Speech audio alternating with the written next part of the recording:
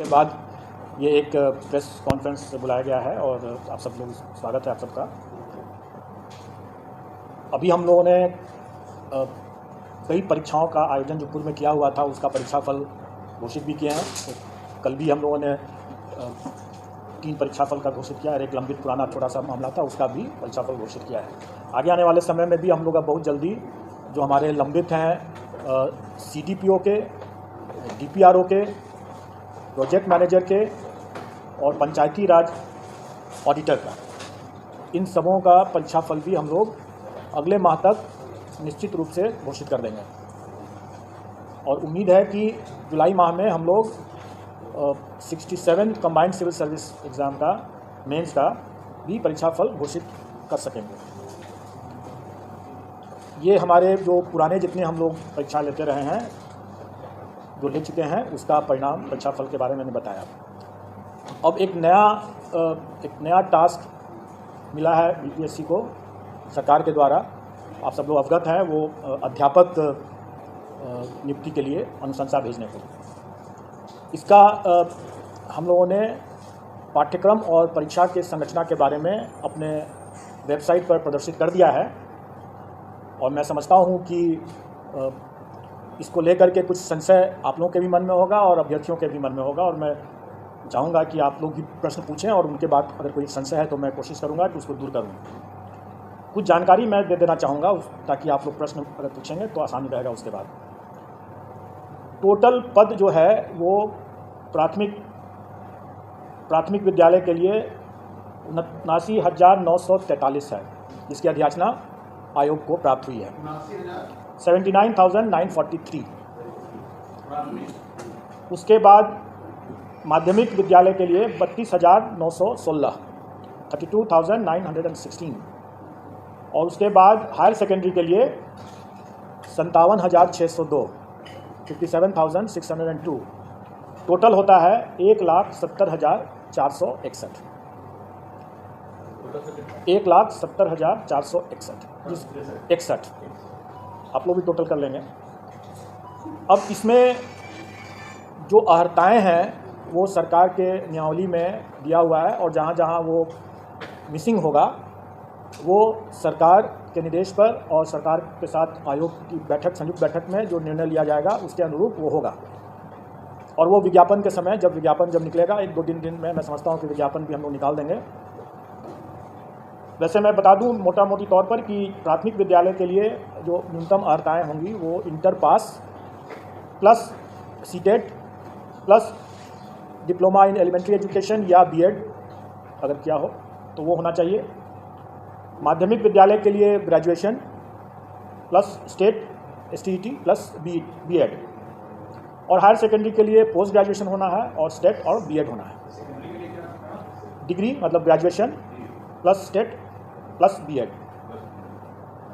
और इसमें जो नियमावली के हिसाब से ही जो लोग वर्ष 2012 के पूर्व के जो होंगे, जो नियोजित हैं, उनके लिए TT मतलब टीचर्स एलिजिबिलिटी टेस्ट से वो उनको एग्जेम्पशन है। हाँ, तो ये हुआ। उसके अलावा फिर एज रिलैक्सेशन भी है उन लोगों के लिए। वो सारा चीज़ नियमावली में पहले से दिया हुआ है, वही चीज़ विज्ञापन में हम लोग रिपीट कर देंगे।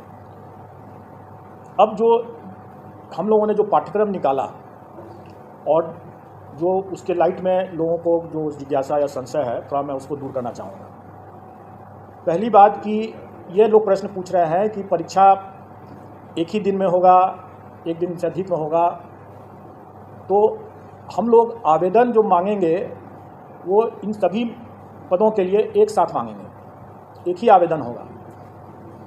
मतलब कहने का है कि एक कैंडिडेट अगर वो योग्य है तो वो प्राथमिक के साथ साथ वो हाई स्कूल के लिए भी और हायर सेकेंडरी स्कूल के लिए भी, तीनों के लिए वो अप्लाई कर सकता है। एक साथ अप्लाई एक साथ कर सकता है।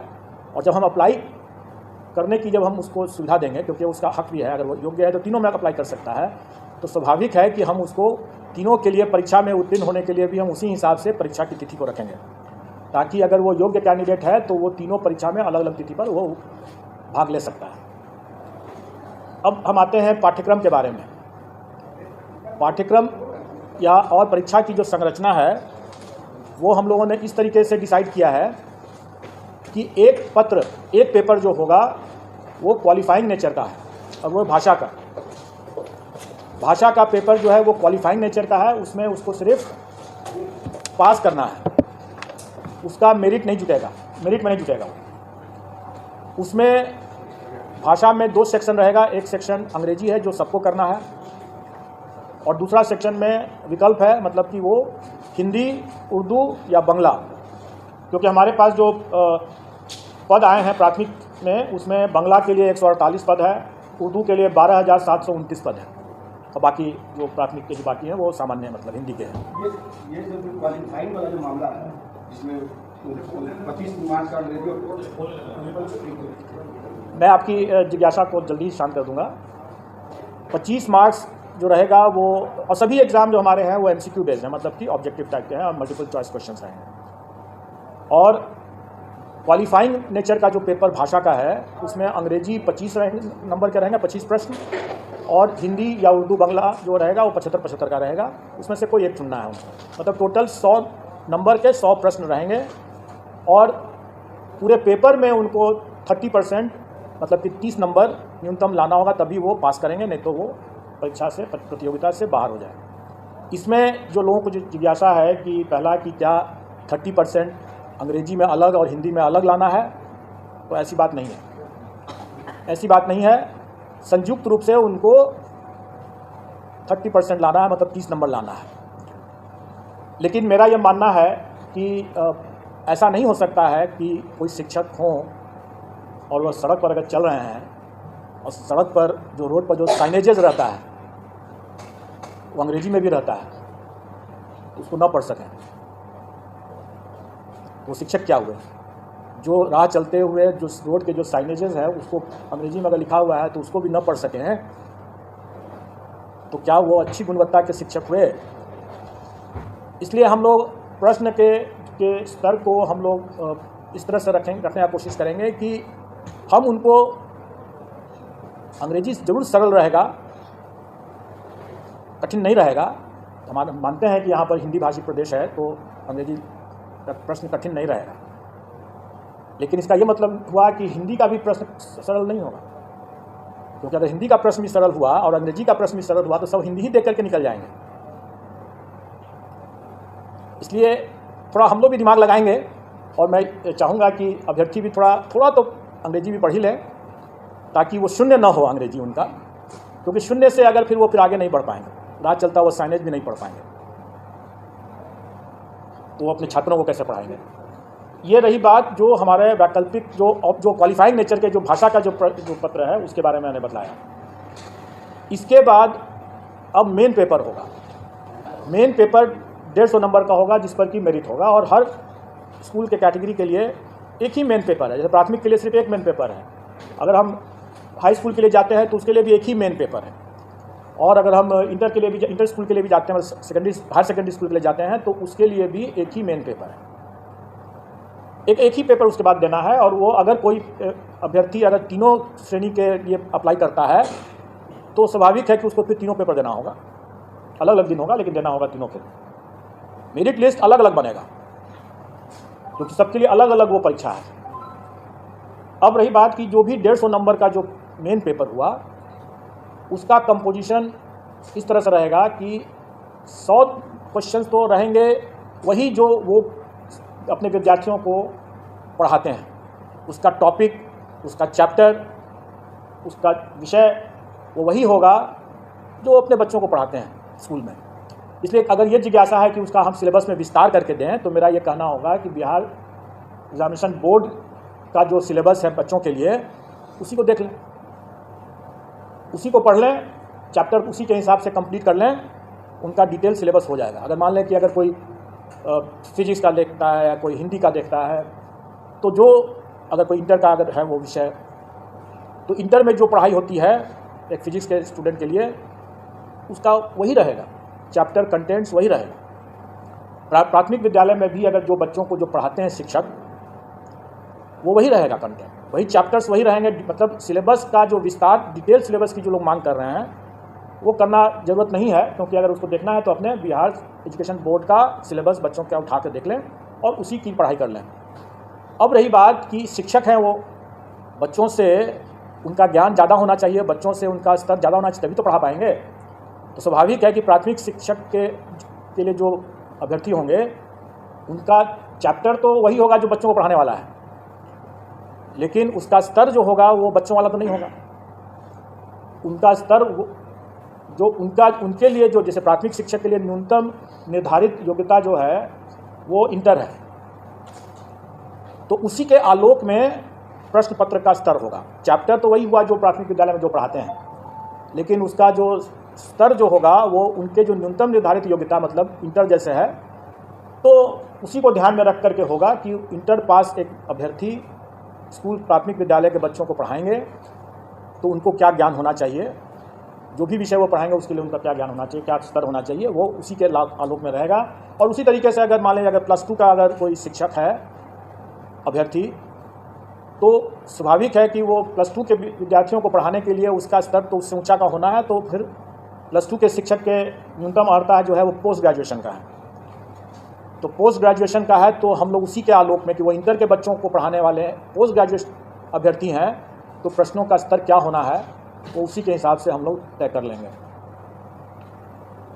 तो अब इसमें इसको लेकर के जो लोगों को कन्फ्यूज़न था कि हमारा क्या रहेगा, पाठ्यक्रम का कैसे मतलब डिटेल क्या रहेगा, तो मैंने बता दिया। अब रही बात, ये तो 100 नंबर के हुआ, बाकी 50 नंबर के जो रहेंगे वो सामान्य ज्ञान जो है, जनरल साइंस कर लें, जनरल स्टडीज़ कह लें, वो बेसिकली जो पहला जो 100 नंबर का जो हुआ वो उनके नॉलेज का टेस्ट होगा, और बाकी जो 50 नंबर का जो होगा वो उनके इंटेलिजेंस का टेस्ट होगा। मतलब कि उसमें मेंटल एबिलिटी रहेगा वगैरह वगैरह, रीजनिंग रहेगा और इसी तरह के मिलते जुलते चीज़ रहेंगे जो उनके कुछ हो सकता है कि सामान्य तरह का जो एक किसी भी जागरूक नागरिक को या शिक्षक को थोड़ा बहुत ज्ञान होना चाहिए सामान्य ज्ञान का, तो वो उसी तरह का रहेगा। वो बहुत ऐसा बिल्कुल नहीं रहेगा कि हम कोई जो लोग ये आशंकित हो रहे हैं कि हम SDM बना रहे हैं, ऑफिसर बना रहे हैं, ऐसी बात नहीं है। वो भी लोक सेवक ही होंगे और जो SDM जो हैं वो भी लोक सेवक ही होंगे, और किसी भी एक लोक सेवक को एक जो सामान्य ज्ञान का जो स्तर होना चाहिए, इसका स्तर उतना ज़्यादा नहीं होगा, जो कि स्पष्ट है।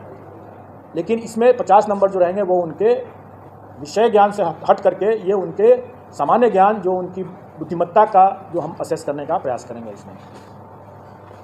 अब रही बात कि इस पूरे मामले में हम लोगों ने इस बात शुरू से ही स्पष्ट कर दिया है कि इसमें तुक्केबाजी को हम प्रश्रय नहीं दे सकते हैं। मेरा ये मानना है कि अगर कोई ऑफिसर अगर है तो वो ऑफिसर जैसे सिविल सर्विसेज का हम एग्ज़ाम लेते हैं, वो कोई भी विषय पढ़ के आता है, लेकिन वो उस विषय का उपयोग नहीं करता है अपने कार्य में। अगर वो मान लें कि फिजिक्स पढ़ के आया तो सीधे वो फिजिक्स का उपयोग थोड़ी कर रहा है अपने कार्य में, लेकिन शिक्षक जो है वो सीधे अपने उस ज्ञान का उपयोग कर रहा है। अगर वो फिजिक्स पढ़ के आया है या हिस्ट्री पढ़ के आया है तो वो उसका उपयोग कर रहा है अपना ज्ञान बांटने में, अपने विद्यार्थियों को पढ़ाने में। वो अपने ज्ञान के मामले में तुक्केबाजी अगर करते हैं तो ज़्यादा खतरनाक होगा, वो बच्चों के लिए भविष्य से खिलवाड़ वाली बात होगी। इसलिए हम उनको तुक्केबाजी पर अंकुश शुरू से ही लगाएंगे और इसलिए हम इसमें नेगेटिव मार्किंग रखेंगे। लेकिन अभ्यर्थियों को उससे घबराना नहीं चाहिए, क्योंकि आफ्टर ऑल जो वो पढ़ाएंगे बच्चों, जो उनका अपना खुद का विषय है, जिस पर उन्होंने पढ़ाई किया है और जिस पर वो आगे काम कर रहे होंगे या काम करेंगे, उसका तो उनको ज्ञान होना ही है, नहीं तो वो अपना पढ़ाएंगे कैसे। इसलिए वो चूँकि उनका ज्ञान भी है, उसका अनुभव भी है, इसलिए उनको कोई उसमें तुक्का लगाने की ज़रूरत नहीं होगी उनको। और इस बात मतलब कंबाइंड सिविल सर्विस की तुलना में सक्सेस रेशियो जिसमें जो होना है, जैसे 1,70,000 से ऊपर वैकेंसी है, अगर अभ्यर्थियों की संख्या हम माने कि 6-7 लाख अगर होंगे, तो आप अनुपात देख लें कि सक्सेस का अनुपात काफ़ी बेहतर है कंपेयर टू जो कंबाइंड सिविल सर्विसेज एग्ज़ाम जिसमें कि काफ़ी मारामारी रहता है। तो इसमें उतना घबराने की ज़रूरत नहीं है। प्रश्न का स्तर जो होगा वो कठिन नहीं होगा, लेकिन डेफिनेटली वो एक तरह से बहुत हल्का भी नहीं होगा। वो उनके जो काम जो करेंगे, जो पढ़ाएंगे, उसको उसके ही आलोक में उसका स्तर होगा। तो नेगेटिव मार्किंग कितना होगा उसके बारे में जो लोग यहाँ पर पहले से जुटे हुए हैं आयोग के संबंध में, नेगेटिव मार्किंग संबंध में, जानते हैं कि अगर 5 ऑप्शन रहेंगे अगर, तो 1/n-1 होता है फॉर्मूला उसके हिसाब से। मतलब कि अगर 5 ऑप्शन है तो मतलब कि 4 सही, 4 गलत प्रश्न और 1 सही प्रश्न मिलाकर के 0 होना है। 5 ऑप्शन है तो 1/4 हो जाएगा, और अगर 4 ऑप्शन है तो 1/3 माइनस हो जाएगा। ये स्टैंडर्ड स्टैटिस्टिकल फॉर्मूला रहता है और इसका निर्णय हम लोग कर देंगे और वो परीक्षा में भी उन लोगों को पता चल जाएगा। लेकिन उससे घबराने की बात बिल्कुल नहीं है। और हम लोग अभ्यर्थियों को पर्याप्त समय भी देंगे पढ़ाई करने के लिए, तैयारी करने के लिए, इसलिए इसमें घबराने वाली बात तो बिल्कुल नहीं है। और अनुपात, जो सक्सेस का अनुपात इतना बेहतर है, मैं समझता हूँ कि जो अगर थोड़े से भी जो लोग पढ़ा रहे होंगे, ठीक से पढ़ा रहे होंगे, तो उनके लिए कोई दिक्कत नहीं होनी चाहिए, आ जाएंगे इसमें। अब आप लोगों का अगर कोई प्रश्न हो इसमें, कोई जिज्ञासा, कब तक होगा सर? एग्ज़ाम कब तक होगा? एग्ज़ाम हम लोग में कोशिश करेंगे कि हम लोग उनको लगभग 3 माह का हम लोग उनको टाइम तो देना चाहेंगे, 90 दिन का। दिसंबर में लगभग एग्जाम होगा, नवंबर तक तो सितंबर तो आप लोग हम लोग एक साथ रोटी भी खा सकते हैं और सब्जी भी खा सकते हैं। सितंबर तो हम लोग मतलब, तो हम लोग सितंबर में अगर वो परीक्षा कर रहे हैं तो इसका ये मतलब थोड़ी है कि हम लोग उसके पहले परीक्षा दूसरा नहीं ले सकते हैं। हम लोग उसके मतलब नहीं, ऐसी बात नहीं, हम लोग आसपास, हम लोग उनको पर्याप्त समय देंगे। और मोटा मोटी आप ये समझ के चलें कि अगस्त महीने में एग्ज़ाम होगा, अगस्त महीने में एग्ज़ाम होगा। हम लोग अभी, चूँकि वो ये एग्ज़ाम 4 दिन चलेगा, क्योंकि 4 पेपर हो जाते हैं, और चूँकि हमें सबको मौका देना है, प्राथमिक के लिए भी और हाई स्कूल के लिए भी और हायर सेकेंडरी के लिए भी, इसलिए वो हमें समय लगेगा उसमें।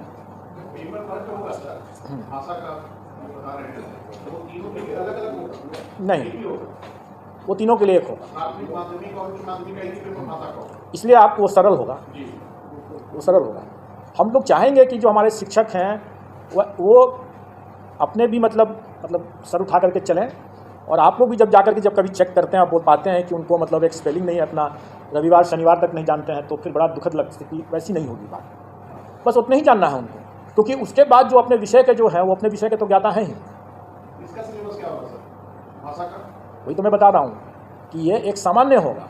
अगर मान लें कि अंग्रेजी की बात अगर करें तो वो कम से कम अगर अंग्रेजी का अखबार उठा करके पढ़ तो सकें, 4 लाइन कोई लिखा हुआ है तो उसको समझ तो सकें कि क्या लिखा हुआ है, उतना ही भर है, सामान्य है। कोई हम उसमें उनसे शेक्सपियर के बारे में नहीं पूछने वाले हैं।